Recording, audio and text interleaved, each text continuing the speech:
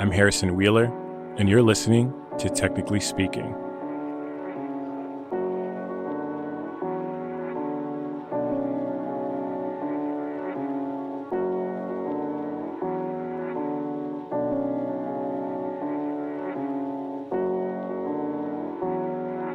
This is episode 3.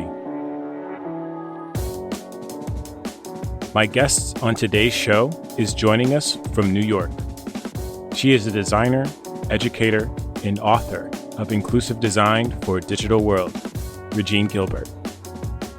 Our discussion covers a variety of topics on accessibility and inclusion, and we cover the most burning question of them all: where to start? Regine says, at the end of the day, what we want as human beings are all the same. We want the best for ourselves. If we want the best for ourselves, then what does that mean? And how do we prepare for the future? Thank you for joining. My name is Harrison Wheeler.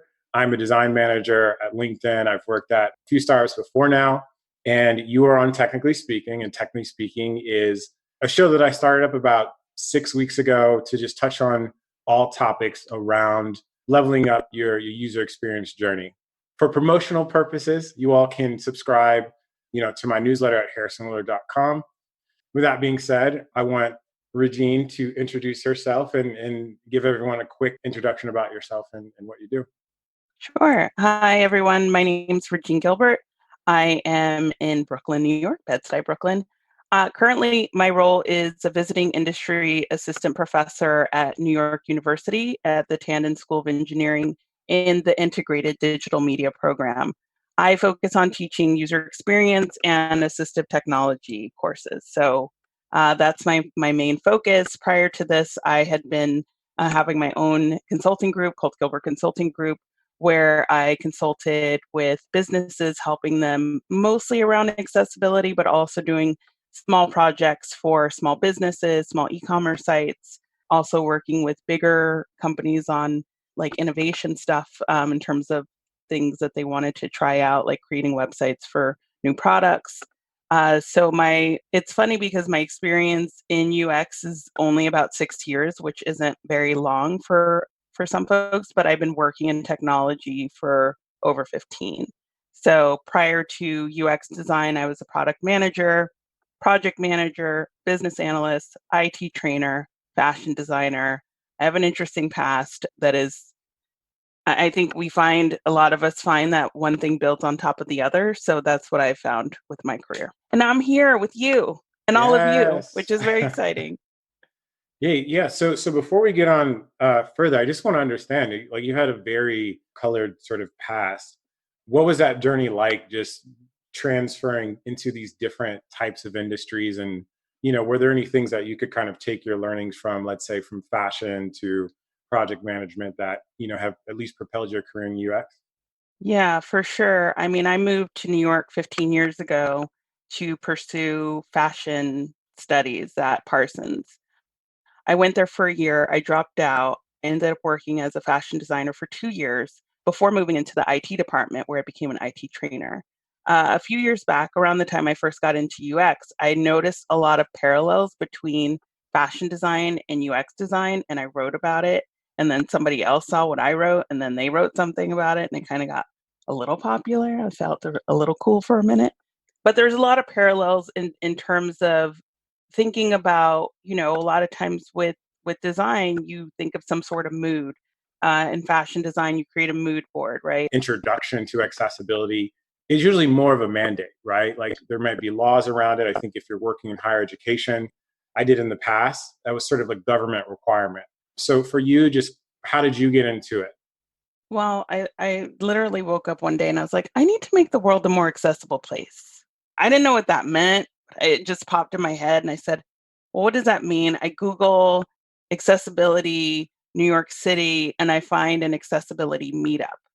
And at this accessibility meetup, I ended up going to the accessibility meetup where I got to meet people with all different types of disabilities. I don't even remember the particular talk from that day, but I walked away from that with two friends. And those two folks are blind, and they're the conversation, and I think I have this in the beginning of my book, the conversation that I had with one of them was super interesting because I said, I'm a UX designer. She said, well, what's a UX designer? I said, oh, I make things usable. And she's blind, and she asked me the question that has stuck with me since then. She asked me, do people like you think about people like me? And I sat there in silence because at that up to that point, even in my, I took a course in UX and I'd taken online courses, no one really mentioned anything about it. And I said, if I'm being honest with you, no, but I will make sure anything I work on will. And so since then, it was just like this, it's like a mental promise that I made to her and to myself to make sure that I don't forget, and I don't just think of myself when I'm designing something. Hmm. That's super powerful. As you started going down this journey, and you've obviously been able to make a lot of impact on the work that you've done. How much more work do you think the industry has on its plate to make it Oh, more accessible, make the world more well, accessible? I mean, a lot. I think a lot of work. I think that there's still a lot of people who don't know about accessibility. I think that, from an education perspective, a lot of design schools don't teach it as a part of the curriculum. That's first and foremost. I think even in a lot of the online courses, it's not incorporated or weaved in. So I think starting there with the education of design and incorporating accessibility into it is really important. I was very lucky. I applied and received a grant this past year from Teach Access, which awards money to educators who incorporate accessibility into their curriculum. So last semester, my students all worked on accessibility projects, all of them. And it was eye-opening for them. Many of them had not had that focus before. So it was just super interesting. So it's a gift to be able to teach and to be able to incorporate this because some of my students go on to do really cool stuff. So we've been throwing out the word accessibility quite a bit, right? And Yeah, we didn't so define it. yes, I want to level set with you and in the audience here. What does accessibility mean? Well, accessibility means a lot of different things. In the context that I teach it, in the context that I write about and that I use it, is accessibility is making sure that whatever it is you are making is accessible to people with disabilities. Accessibility could also mean that, you don't have a ton of images because somebody's in an area with low bandwidth. But in this particular sense, and what I've been referring to up to this point is accessibility for people with disabilities. Got it. So what type of like disabilities are we talking about, right? I think a lot of times we tend to just like, at least from my experience, a lot of the things that we're kind of focusing on are for folks that may be colorblind or they have to access the keyboard, but we may not necessarily know what type of disabilities that they have, right? So I'd like to maybe dive into that a little bit more, so we can at least get some clarity on what that means. Well, there tends to be four areas of focus when it comes to disability that people look at. Visual is one, audio, hearing, motor, and cognitive. So within those four, there's lots of disabilities that folks can have. I just recently did a talk for the Information Architecture Conference where I talked about the senses. When we encounter or engage with any sort of product or service, we're using all of our senses. But if you take any of those senses away, what is that experience like? So I kind of focus my talk around our senses, and not only that, I talked about the sense of time because I think time is a sense. I actually learned today, I think the word is Mm. protense, something like that. Because I don't know about anybody here, but since we have been, shelter in place or whatever you call it in your state, for me, time has really been just wiggity whack. Like, I have no idea what time it Yeah. is. I don't know how much time has passed. I haven't answered emails for days. I forget things. I lose all track of time. And I think if we think of things in terms of senses and not so much accessibility, then it's a little easier to comprehend and understand. If you take any of your senses away, can you still experience this in the same way? Right. And so I like to think of things from a multisensory perspective, or I'm starting to look at things from a multisensory perspective as someone who is, and I know I don't look it, but I am over 40. And, my eyesight, I'm like, does that font need to be bigger or is it Yeah. me? So it's just really me paying attention to the world, Right. really. I hope that answered your question. Yeah, and I think one thing that I'm taking away from that too, at least from the time perspective, we're all going to be going through some sort of, how do you say, change in ability, whether it be around those five senses or not.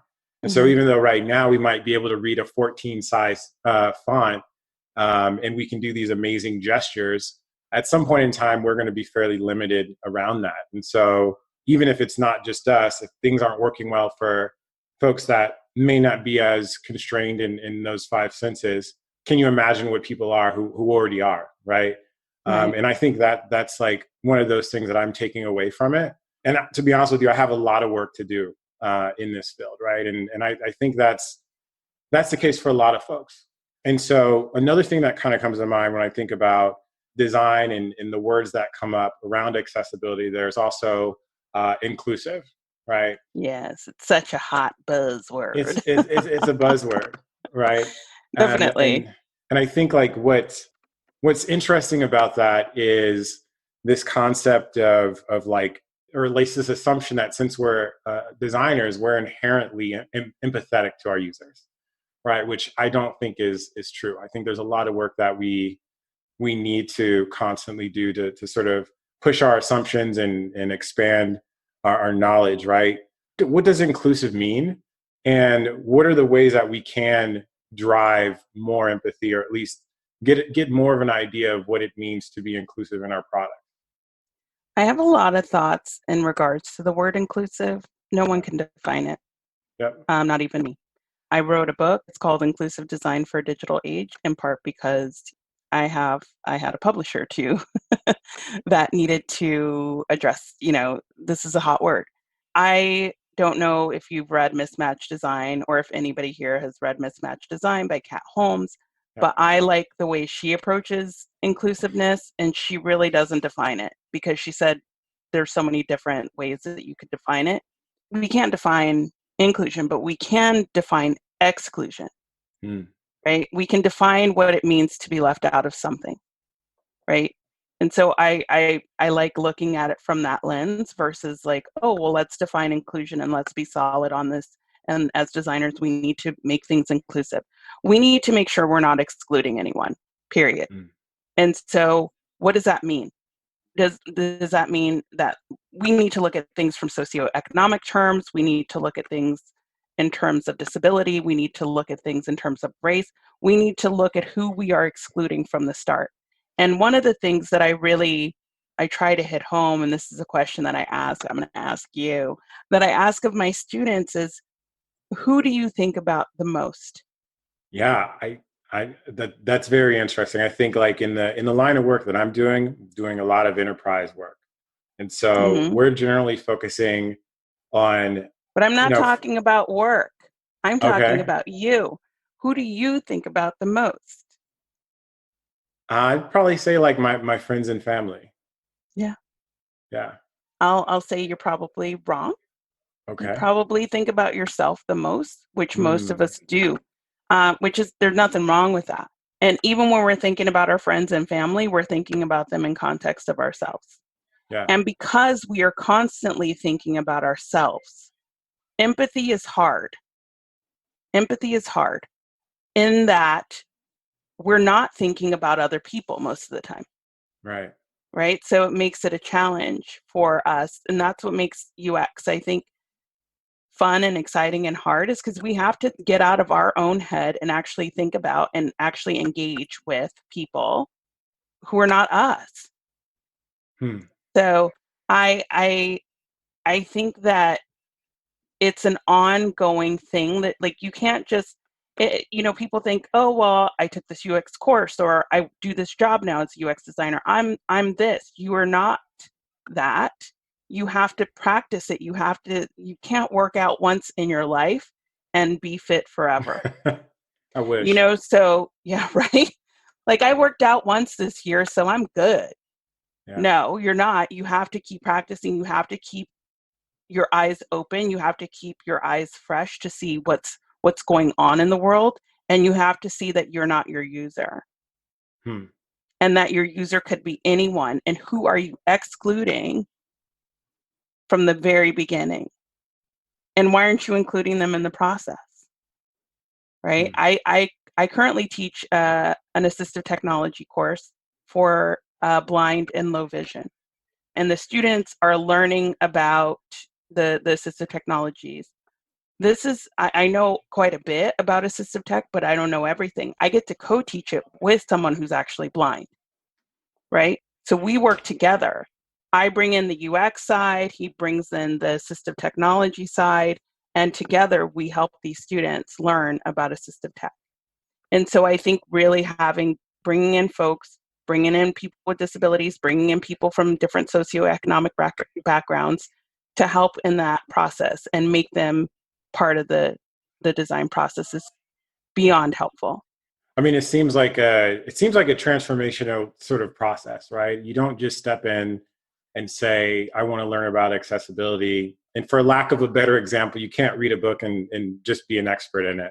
So just kind of in summation, where do we start? Like what are some simple things that we can do to Get my start down this book. journey? You can get my book, honestly. I did write the book for people who are new to accessibility, Yeah. who don't really know much about it and want to know. I also have a Skillshare on inclusive UX that I would recommend. But I would say just where is your area of interest, right? Mm. The disability world is quite big and vast. Accessibility is quite big and vast. I mean, you could start with the W3C, they have the web content accessibility guidelines, but reading that is not maybe the best, because it's super long. I mean, if you want to read it before bedtime, it probably is a good thing for you. Yeah. But I would say to get started is just to find areas of interest to you and pursue it from there. I mean, there's plenty. I think they're on LinkedIn. What is it called? LinkedIn Learning now. It Learning. used to be Yes. Linda. Yep.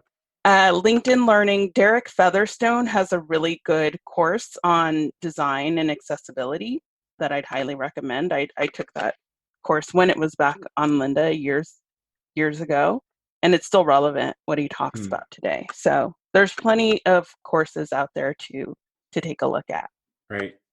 Now I'm going to go to the book. What motivated you to write this book on inclusive design for a digital world? I was asked. So I mean, really, I did a talk, and this is also in the book. I talk about a talk that I did at a conference where I wasn't feeling my most confident. I'll just say that. Hmm. And I did not do the most accessible talk that I could have.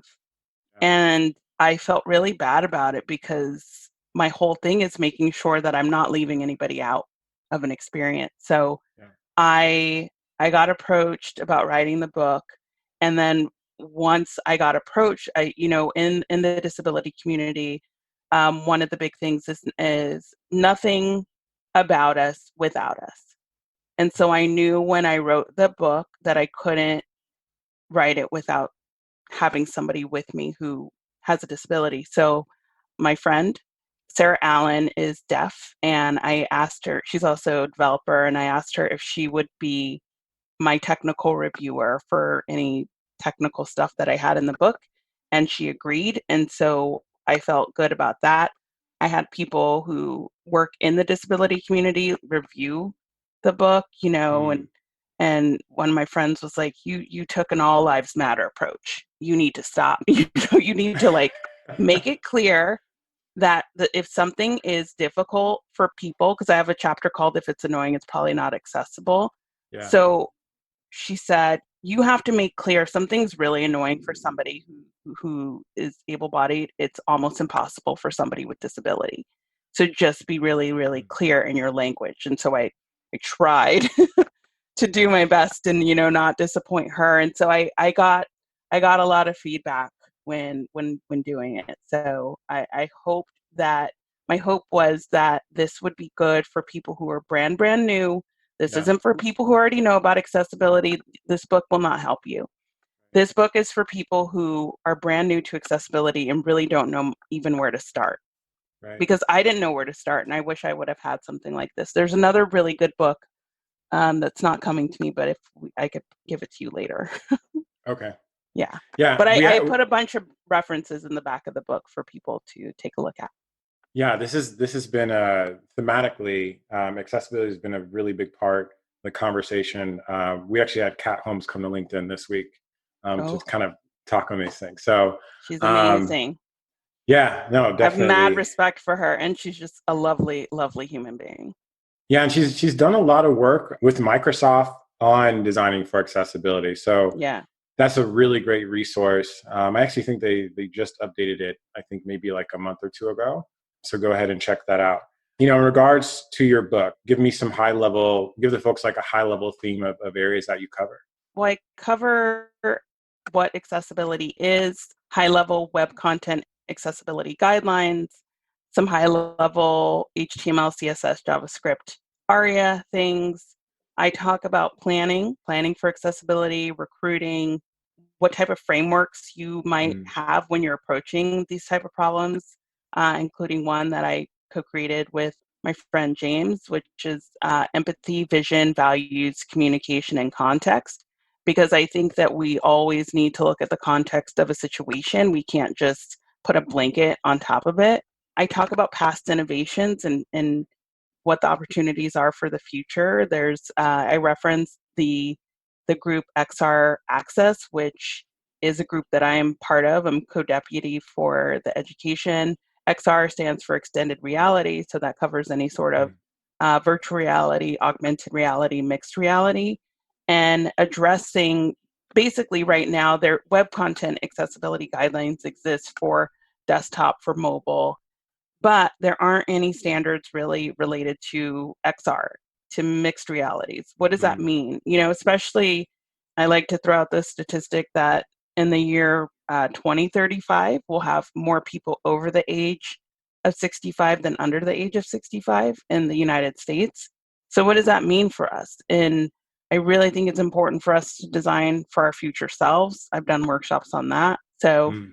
I really think like we need to start now making Yeah, things for ourselves as we get older, not wait till we get older and say, oh, oops, right. didn't think about that, right? Yeah. Yeah. And another thing too, just kind of with the subject matters that you're touching on in your book, accessibility is really sort of a full funnel thing. It's not just when it gets to design, right? As you mentioned before, it's with recruiting, getting people in your organization, obviously the design work, but then also the output from an engineering perspective, right? Even themes in terms of JavaScript. I would not have even thought about how that affects it.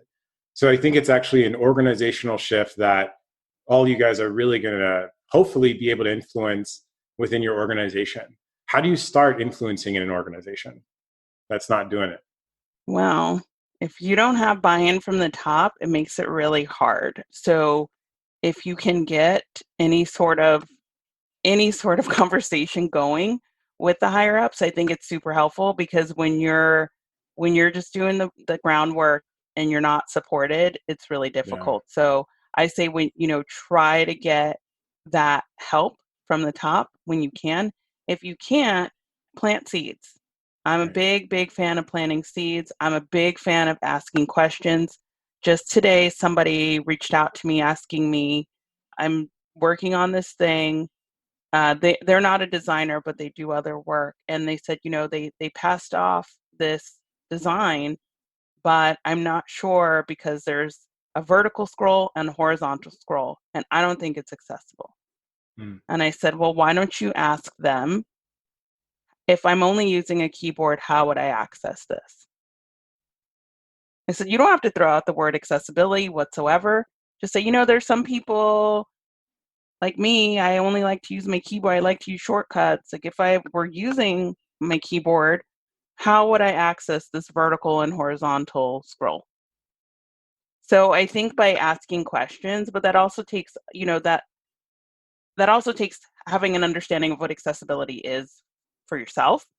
For me, it's an ongoing learning process. Like I've not stopped learning. I have so much. Actually, on Monday, I think Adobe is having an accessibility and animation, like a half an hour Wow. online workshop, right? So it's like I'm taking that because I don't really, I want to Yeah. learn what are they doing. Adobe's doing a lot, around accessibility. So yeah.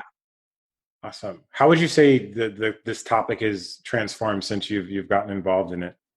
It's definitely become more popular, thankfully, since Yeah. since I first started. Because initially, when I got into it, people didn't really focus on it. I was lucky enough to, work in organizations where I got to put together guidelines. I got to work with it, but over the years, I've seen an increase in popularity. More people are taking my inclusive UX course on Skillshare, which has been cool. And yeah, I mean, I wrote about it for a few years with nobody really looking on Medium. By the way, I'm taking all my stuff off of Medium pretty soon and putting it on my website. So Oh, what's yeah, the motivation behind that? because I want to own my stuff. Ah, yes, yes, yes.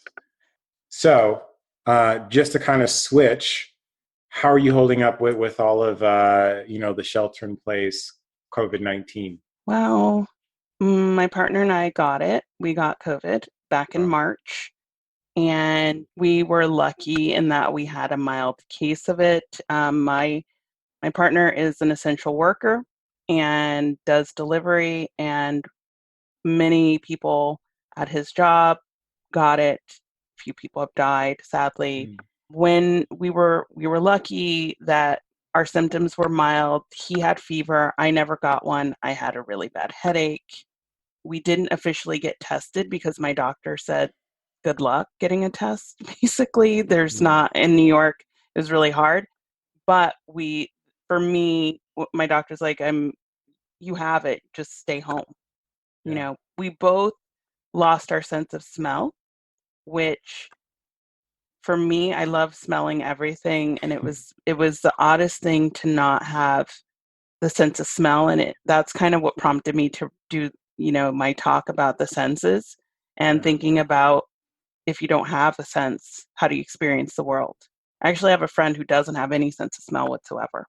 So it's just a different it's there's different ways of looking at things. And I think for me, having been sick, it really has shaped a different perspective on, like, let me reevaluate and reprioritize things in my life. And what's really important is taking care of my family, taking care of myself, and being grateful for what I have. Really is kind of what I walked away with it, because it was really a horrible experience. I was down. I mean, I still kind of went to meetings, I still taught, but I was really out of it. And that's why I talk Yeah. about the sense of time and really not knowing, because I feel like the month of March for me is a blur. Has that changed sort of how you even think about accessible design? And you've been doing a lot of talks in the past. Like, has that changed your approach on the subject matter when you're talking about it? Well, I think one of the things that's been exposed with this pandemic and people being Yeah. able to work from home is that you can open the doors for people with disabilities to work. There's Mm, no excuse now for people not to work from home, right? Let people work from home if they need to work from home. yeah. I know there are certain jobs you can't do that, but a lot of the companies who are saying, oh, we can't, you can, and you have, and you've done it now. So this means hopefully this will open up some doors, but this this situation has also opened up a lot of systematic oppression issues around just, again, the socioeconomic disability. A lot of those areas are really showing their true colors. So that would be for another day. That I'm trying to Yeah. I'm trying to write on this whole, I'm going to call it connecting the dots, but I don't know Yeah. exactly how. But there's so many systems in place that are not benefiting the people that they should be, and they're Right. benefiting others, and just a lot of unfairness in the world. Would you say that those Uh, themes are parallel across the board, right? I know we've talking about accessibilities from a disability perspective or an ability perspective, but it seems like a lot of those same things would carry on into like social economic differences as well. oh yeah. Why do you think we haven't crossed that path where these things are intersecting in a conversation? Because I mean, there's lots of reasons. It's not one. Yeah, I think it's a very layered issue when you start to really dig and get into it. But we have to own up to our responsibility and everybody's responsibility. I mean, I read Malcolm Gladwell's Talking with Strangers, yeah, and he talks about that we're all complicit in what's going on in the world.